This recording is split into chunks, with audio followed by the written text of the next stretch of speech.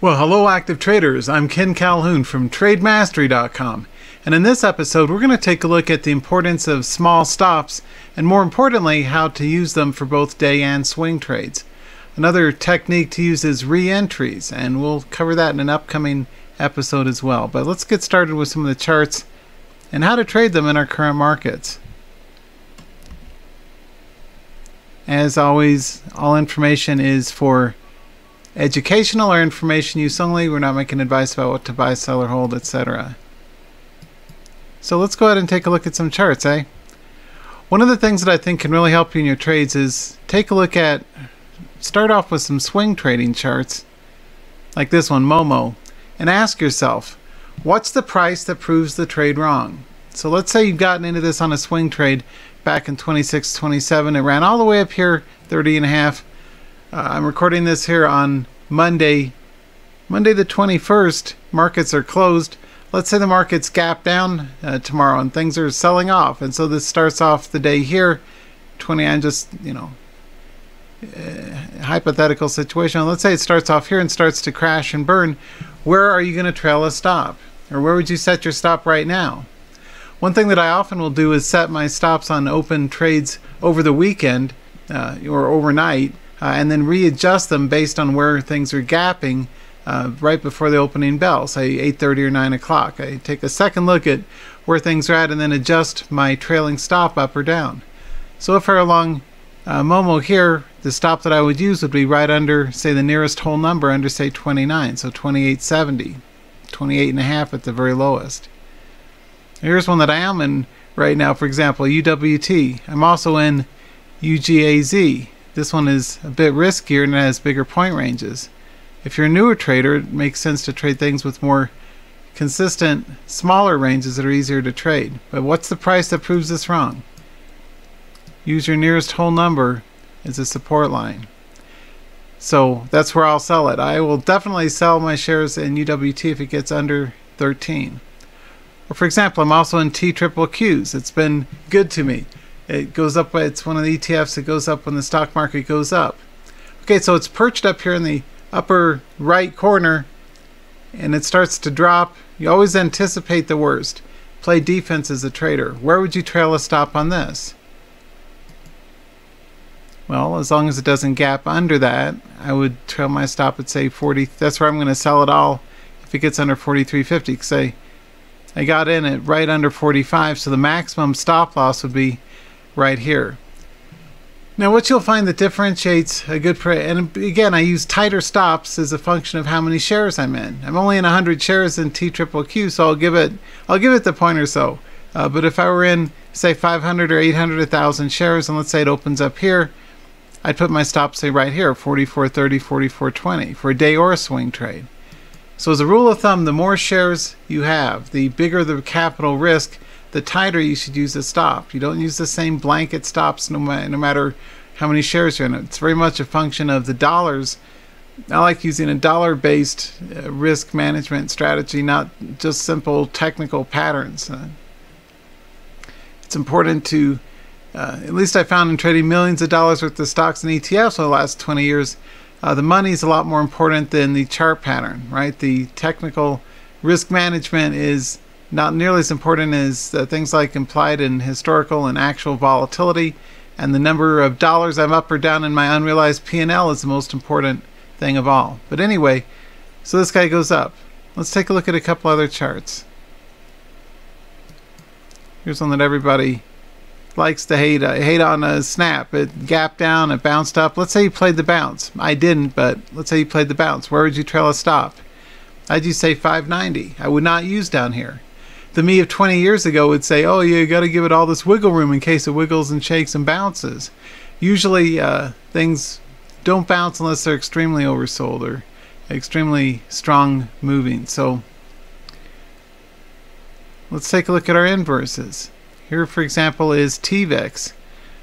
I did an arbitrage approach. I'm excited to find out which one will work. I'm in 100 shares, both the TQQQ and this one, TVIX. One of them is going to bite me in the rear and I'm going to get stopped out. The other one's going to put me in the money. And that's a hedge. That's how I hedge. I'll put in trades basically going long and short simultaneously, whichever one takes out a stop. I take the heat, I take the loss.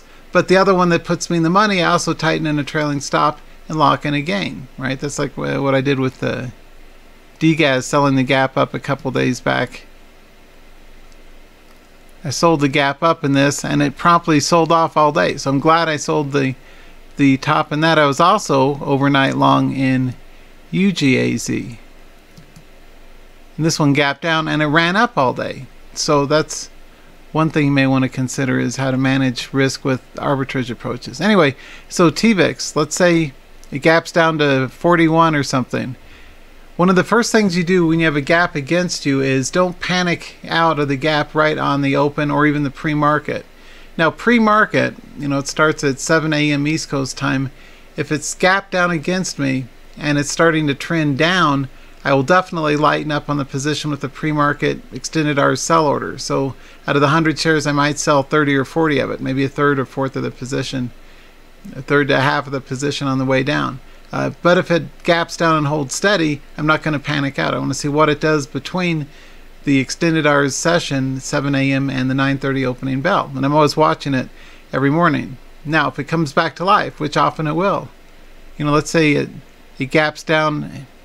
Let's say it gaps like this. See how this one gapped down here and then it ran up? You would have been upset, say, panicking out on a gap down and missed the run up. Or a trade repair approach.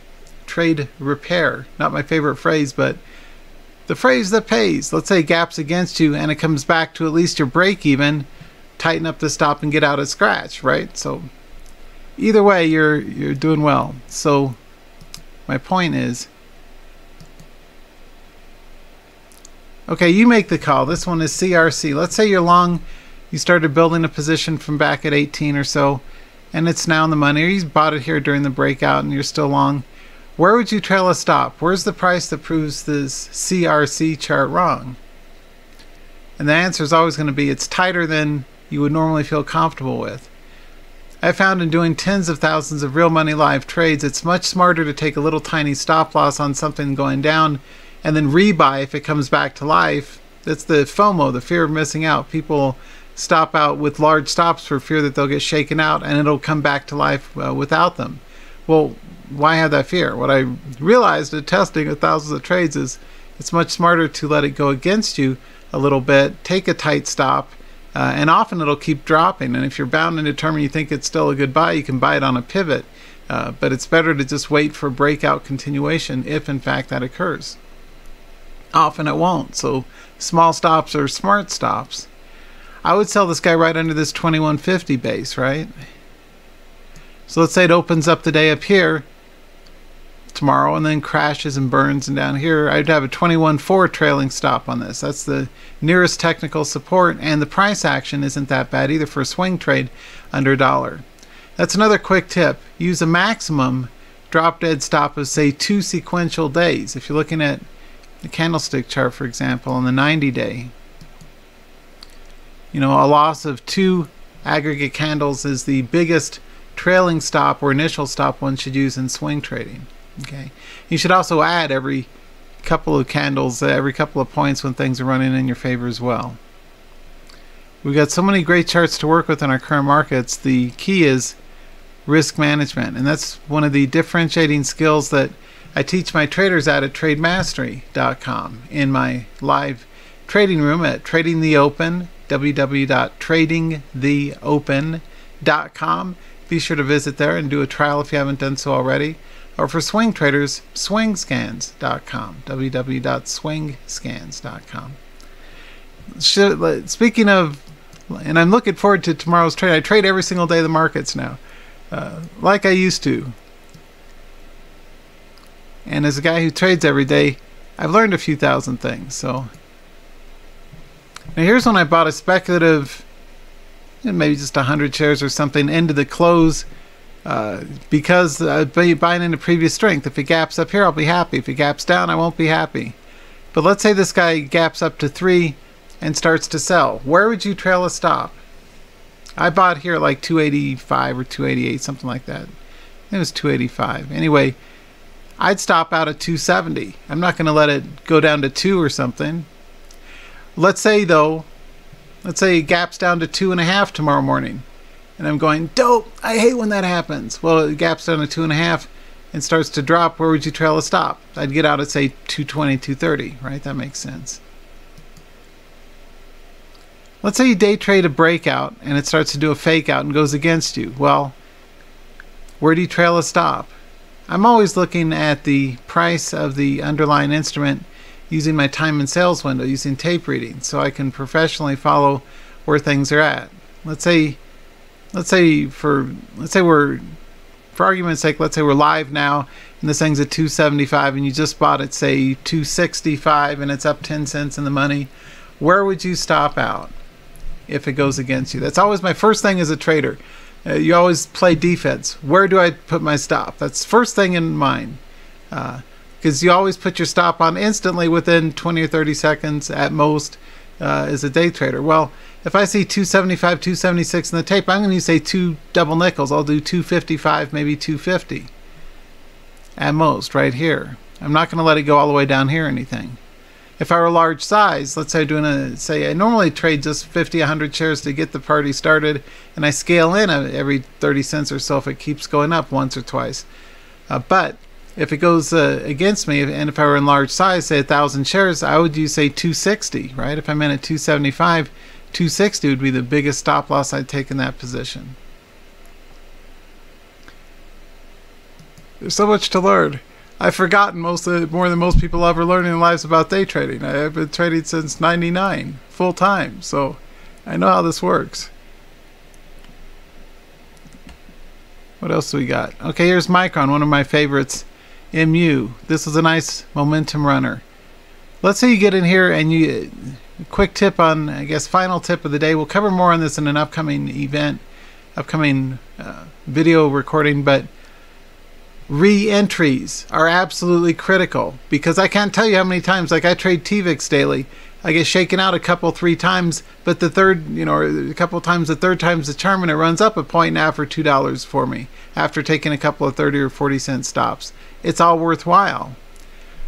How many times have you ever been, and I've been here, quite a few thousand times, so I've been there too, but let's say you buy the breakout and it goes down and you go, oh crap, I'll take the stop because it's going down.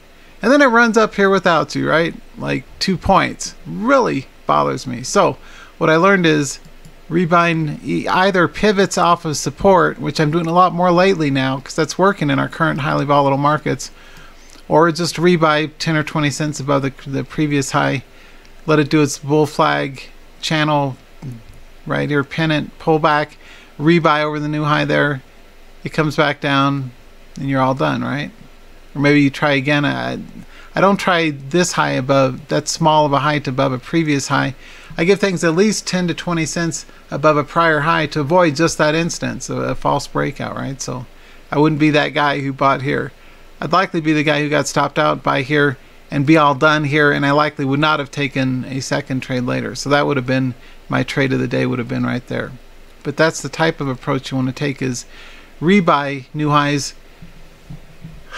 Be at peace with it though if it goes against you a couple of times. Kind of look at it like you're dancing at one of these old-time dances and you step on the person's foot a couple of times. That doesn't fly. So 3 strikes rule. 3 strikes, you're out. Try to rebuy once or twice, but don't keep after it over and over and over and over again, because that ends badly. You turn what could have been, you're down maybe $150 trading that instrument on the day, and you end up like down $500 or $600 because you're too darn stubborn. So having been that guy, I learned the hard way. So I think that about wraps us up for our current video. Thanks so much for being here. We've got some really good charts, and do join me at our live events, and I will see you guys. I'll see you guys in the live room at tradingtheopen.com.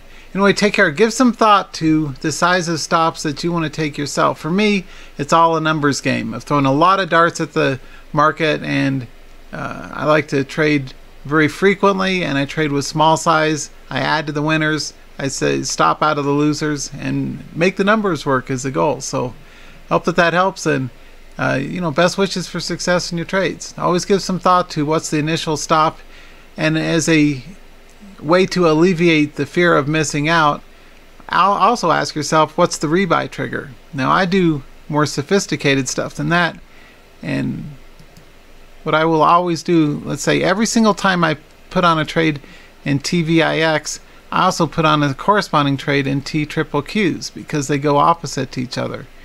So I buy 100 shares of TVIX, I'll put in a trade at new highs. I'm not going to just randomly buy it just because, but 10 cents above or 20 cents above the current high, I'll put in a buy stop limit order for the TQ and vice versa. So that way I'm hedging my bets and I'm playing both of them simultaneously often. And the winner gets my money.